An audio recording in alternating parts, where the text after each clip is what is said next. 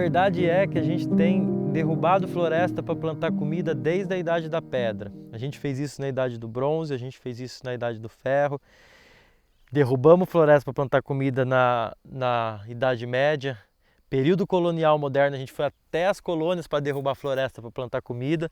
E hoje a gente chega na Idade Contemporânea com as terras do planeta Terra exauridas, né? De 12 mil anos de agricultura, sempre tentando resolver o problema de como alimentar uma população que só cresce e nesse processo falhando miseravelmente com a natureza. E mesmo que hoje a gente sabe que as pessoas que nos antecederam, os povos que vieram antes de nós, degradaram seus solos e pagaram um preço alto por isso, limitando a longevidade da civilização deles, as nossas civilizações contemporâneas elas estão indo pelo mesmo caminho, praticando os mesmos erros. Para a gente ter uma noção, em 2010 o total de áreas degradadas em erosão extrema era do tamanho da China e da Índia juntas. O total de áreas abandonadas pela agricultura hoje em dia já é o equivalente ao total de área cultivada. Ou seja, se a gente somar toda a área de todos os agricultores que plantam hoje em dia, existe uma mesma quantidade de área que foi abandonada pelos agricultores. Ou seja, são milênios de trabalho de erosão de solo. E a gente chega na idade contemporânea herdando um problema que é o seguinte: como que a gente consegue hoje alimentar uma população de bilhões de pessoas, porque somos bilhões de pessoas, num planeta de terra arrasada? No começo do século XX, então, houveram algumas propostas e inovações tecnológicas para tentar endereçar esse problema, num momento histórico que ficou conhecido como Revolução Verde. Uma revolução essa que tentou resolver o problema de plantar comida para bilhões de pessoas, mas acabou criando monstros e fantasmas que a gente tem que lidar até hoje. Uma dessas inovações tecnológicas que foram criadas na Revolução Verde foram os fertilizantes químicos, os tão famosos fertilizantes químicos. Para a gente entender o que foi a criação dos fertilizantes químicos, a gente precisa lembrar que desde a Roma Antiga a gente tem cultivado solos degradados e resolvendo o fato de a gente cultivar a fertilização de solos degradados através do uso de esterco, calcário, compostagem, rotação de culturas, adubação verde, tudo que a gente já falou. E tem sido assim desde sempre, até o século XIX. Quando a gente chega no começo do século XX, um cara chamado Fritz Haber consegue desenvolver um método de capturar nitrogênio do ar e transformar em amônia. Ou seja, tirar o nitrogênio do ar que está em volta da gente e sintetizar esse nitrogênio em amônia. Foi uma loucura e imediatamente esse processo foi transformado em escala industrial por um outro cara, que era o Carl Bosch, que trabalhava numa indústria muito conhecida química, que é a BASF. Dessa forma nasce o método que hoje a gente conhece como Haber-Bosch, que é o método que sintetiza amônia e que permitiu o nascimento dos fertilizantes químicos. A amônia sintetizada nesse processo, ela é a base para a criação de todos os fertilizantes que tem nome estranho por aí, né? Se você pegar a amônia e transformar em nitrato, ela vai virar nitrato de potássio, nitrato de amônio, nitrofosfato. Se você pegar ela e misturar com ácido fosfórico, ela vai virar o MAP e o DAP. E, finalmente, se você pegar esse amônio e misturar com dióxido de carbono, você vai ter a famosa ureia, que é o adubo mais conhecido, né? E o primeiro adubo que foi produzido em escala industrial, porque ele é menos tóxico e ele pode ser armazenado. O interessante dos fertilizantes químicos é que eles não só nutrem as plantas, mas eles também matam pessoas, né? O interessante não, o terrível, né? Por quê? Porque o fertilizante químico ele é, de certa forma, um armamento. Para a gente ter uma noção, quando o Haber desenvolveu esse processo de sintetizar amônia, logo estourou a Primeira Guerra Mundial. E a BASF, quando estourou a Primeira Guerra Mundial, que criou o método Haber-Bosch, já naquela época capturava 20 toneladas métricas de nitrogênio por dia. Então imediatamente ela foi convertida numa fábrica de armamento. Com a amônia que eles produziam ali, eles faziam explosivos, e com a ureia eles faziam o gás mostarda. Para se ter uma noção, o Fritz Haber, que criou o processo, ele mesmo liderou um batalhão de cientistas travestidos de soldado para fazer um teste na França do gás cloro. Num único ataque que eles testaram esse gás cloro, eles feriram 5 mil pessoas e mataram 10 mil pessoas, num único dia na França. Ou seja, 10 mil pessoas foram mortas num único dia para testar o gás cloro, num crime de guerra que a gente não pode nunca mais esquecer e que é pouco lembrado. Eles desenvolveram o gás cloro, eles desenvolveram alguns gases, né? E o gás mostarda, especificamente, que vem da ureia, ele é um líquido oleoso que ele demora para evaporar. Então, quando você usa ele num determinado lugar, ele fica ali por dias. À medida que ele vai dispersando, ele vai grudando em tudo. Ele gruda em casa, ele gruda em animal, ele gruda em planta, gruda em seres humanos. E quando ele gruda em você, ele adere em você, ele te humilha, né? Ele primeiro queima a sua pele, fazendo feridas horríveis. Depois ele queima a sua retina, te deixa cego. E por último ele queima a mucosa do seu pulmão e te mata por sufocamento. Numa morte que demora horas de dor excruciante, né? Seria assim, mais gentil você queimar a pessoa numa fogueira do que expor ela a gás mostarda, né? E pior, o gás mostarda ele afeta o DNA, então a chance de você ter câncer aumenta exponencialmente. E as mudanças epigenéticas que ele causa vão fazer com que você tenha efeitos durante toda a sua vida, ou seja, um único ataque vai te fazer sofrer por toda a vida e mudanças que podem ser passadas para a próxima geração. É uma invenção do próprio capeta, né? O gás mostarda. E são esses compostos que a gente usava para matar, a gente usa para matar pessoas, que a gente usa hoje em dia para nutrir as nossas plantas, para cultivar a nossa comida. O nitrato de amônio, por exemplo, ele só passou a ser usado em escala depois da guerra, porque sobrou estoque. Então o nitrato de amônio ele é um explosivo poderosíssimo, que provavelmente você conhece, porque você talvez se lembre da explosão do porto de Beirute, que foi aquela explosão gigantesca, né? No porto de Beirute, que matou um monte de gente. Aquela explosão aconteceu por causa de nitrato de amônio armazenado ali. Não foi a primeira explosão dessa magnitude, né? Antes dessa explosão de Beirute, em 1921, teve um caso similar que a própria fábrica da BASF, que fazia o nitrato de amônio, explodiu. Matou 500 pessoas nessa explosão. Por causa dessa explosão, surgiu o boato de que a Alemanha estava criando armas secretas, né? Depois da Primeira Guerra Mundial. Então, a invenção dos fertilizantes químicos, ela permitiu o surgimento das indústrias agroquímicas, que permitiram, por sua vez, o surgimento da agricultura industrial, que é a agricultura que domina o planeta inteiro hoje, né? Foram criadas nessa época super variedades de arroz e trigo, adaptadas para serem fertilizadas com adubos químicos. Então, as plantas, as sementes que a gente tem hoje, elas foram sendo adaptadas para crescer nesse ambiente químico, né? Logo depois a gente começou a mudar geneticamente as sementes, criando as sementes transgênicas, e paralelamente a gente criava máquinas super pesadas, verdadeiros tanques de guerras, que são os tratores modernos, né? Que são máquinas enormes criadas para carregar esse fardo desse período histórico que a gente convencionou de chamar de Revolução Verde. A Revolução Verde ela empolgou muito as pessoas, né? Ela tinha muitas promessas. O paradigma científico que moveu a Revolução Verde era de que o solo ele não é um organismo vivo, mas o solo é um reservatório químico. E basta você fazer uma mistura correta química para você poder alimentar suas plantas. Esse é um conceito que eu tenho certeza que muita gente ainda tem na cabeça, né? Quantos de nós ainda não pensam, nossa, eu preciso plantar alguma coisa, eu preciso do NPK 10-10-10, 10-12-16, né? Uma mistura precisa de químicos que é o que sua planta precisa. Ou seja, segundo esse paradigma, o solo é simplesmente um substrato para apoiar as raízes e ali você joga um composto químico para nutrir suas plantas. Um paradigma que já foi superado cientificamente, apesar de ainda ser o mais prevalente, e que nem sempre foi assim, né? Durante toda a humanidade, os agricultores eles entendiam de alguma forma, mesmo que através da observação direta, de que as plantas elas se beneficiavam de matéria orgânica. Então eles viam que um solo com mais folha, mais esterco, mais galhos, a planta saía mais bonita, mais saudável. Então a compreensão era de que as plantas se alimentam de partículas orgânicas.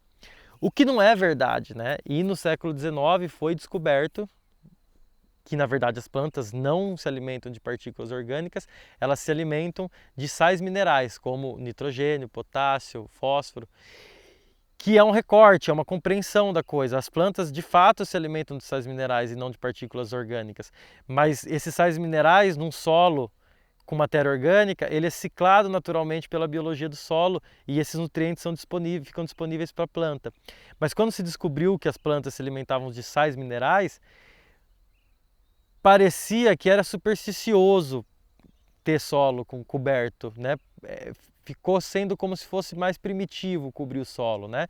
Então as pessoas deixaram de lado a prática de cobrir o solo, as práticas mais tradicionais que cuidavam do solo, e passaram a administrar os sais minerais diretos do solo, né? Então os agricultores, as primeiras vezes que eles tiveram contato com os adubos nitrogenados, eles ficaram enlouquecidos, né? Porque quando você planta com adubo químico, o milho fica com aquela folha verde escura, grande, com aquela canela grossa. Então, o uso dos fertilizantes químicos permitiu a criação de um mercado global de venda de produtos químicos, porque todo mundo usava, então você podia vender para todo mundo. As indústrias agroquímicas, elas transformaram nações inteiras em viciadas, né? Então, uma vez que um país começava a usar fertilizante químico, era sabido que ele nunca mais ia conseguir sair, né? Num fenômeno que é parecido com o que a gente chama de vício, adicção no indivíduo, né? Então, assim como eu posso viciar num crack, uma nação nessa época se viciou no fertilizante químico. Então, de uma hora para outra, a agricultura industrial química se transformou em agricultura convencional, e a agricultura orgânica que a gente vinha fazendo desde sempre se transformou em agricultura alternativa, né? Substituindo uma agricultura de ciclagem de nutrientes por uma agricultura de aplicação de nutrientes. A adubação química, ela se propõe a substituir o intemperismo das rochas, o processo de formação natural do solo, que é o mesmo objetivo que a agricultura baseada em esterco tem, né? Então você está cultivando solo degradado, em vez de você esperar com que esse solo se recupere naturalmente, deixando a floresta crescer e os tempos geológicos passarem, você usa ali um adubo para fertilizar e ter um resultado mais rápido. A diferença é que a adubação química, ela usa métodos que são infinitamente mais escaláveis do que da orgânica, né? Então isso animou muitas das pessoas, porque acreditou-se que a gente estava resolvendo um problema ancestral, que é o seguinte: como cultivar permanentemente num único lugar, né? Então depois que você inventou o adubo químico, teve-se essa noção de que o estado do solo já não importava mais. Era realmente só você fazer o mix correto de químicos e maravilha. Então os agricultores, eles foram substituindo o uso da matéria orgânica pela crença no poder dos adubos químicos. Acontece que parece uma boa ideia substituir o solo, que é um organismo que faz o trabalho de nutrir as plantas, por um composto químico. Parece uma boa ideia a princípio, parece ser mais elegante, mais simples, mas acaba causando efeitos nefastos que a gente foi percebendo. Quando você aduba uma planta com um adubo químico, é o equivalente a você alimentar uma pessoa na cama do hospital dando soro direto na veia dela, né? Então a planta, em vez de ela estar lá na casa dela comendo um arroz e feijão saudável, ela está na cama do hospital deitada recebendo a sua comida direto na veia. Isso porque, nesse paradigma, nesse sistema de plantio, o solo está morto ou ele está quase morto. Então ele não consegue fazer o trabalho dele de ciclagem de nutrientes na matéria orgânica. O solo morto, ele é terra, ele é só um substrato para a raiz se apoiar para a planta não cair. Então você vai lá e põe sais que são altamente solúveis em água no solo, solubilizando na água, eles alimentam e nutrem a planta. Acontece que antes de nutrir as plantas, o adubo químico ele acidifica o solo, ele mata e perturba a biologia do solo, ele agride as sementes que estão germinando, ele desbalanceia o equilíbrio de nutrientes do solo. Então as plantas que estão nessa condição, elas estão num estado permanente de doença e debilidade. Elas estão débeis, elas estão doentes. As plantas da agricultura industriais, elas são plantas adoecidas, assim como os seres humanos que vivem numa sociedade industrial são seres humanos adoecidos, né? Então plantas nessa condição química, elas estão sempre vulneráveis a ataque de insetos, bactérias, fungos, que são seres que a gente chama de praga, e a gente tende a pensar que eles estão lá indo comer nossas plantas por maldade, mas a verdade é que esses seres, eles são fiscais de processo, eles estão indo ali resolver um desequilíbrio causado, ou seja, são seres que estão ali para equilibrar alguma coisa que está desequilibrada.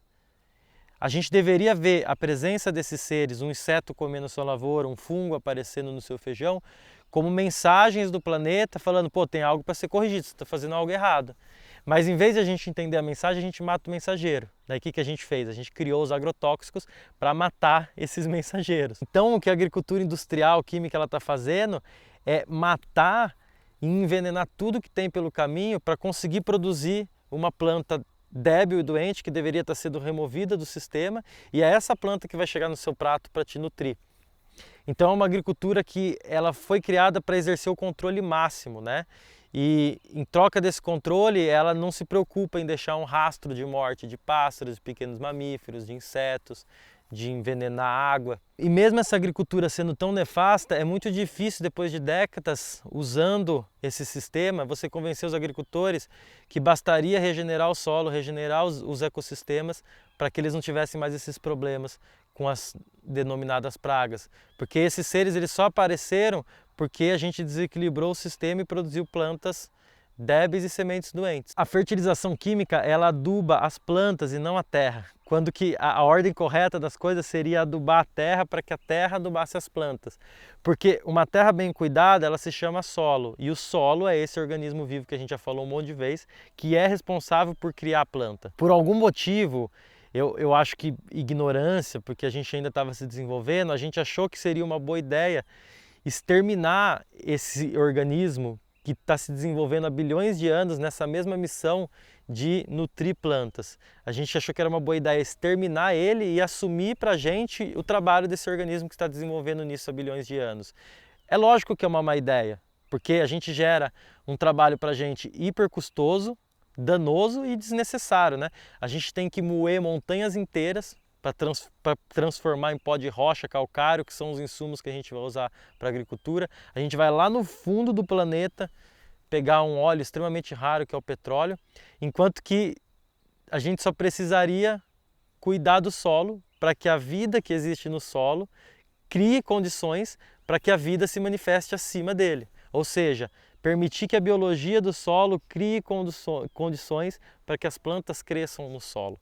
Então, nesse ponto, a gente pode lembrar da Ana Primavesi, né, rainha da agroecologia, que dizia que o que a gente chama de agricultura convencional hoje em dia é nada mais, nada menos do que a arte de produzir em solos decadentes. Então, a gente transforma a decadência em regra e as plantas e sementes fracas e doentes em padrão. E a gente está falando aqui da perspectiva do solo, né? Mas a agricultura industrial ela é nociva em inúmeras outras formas, né?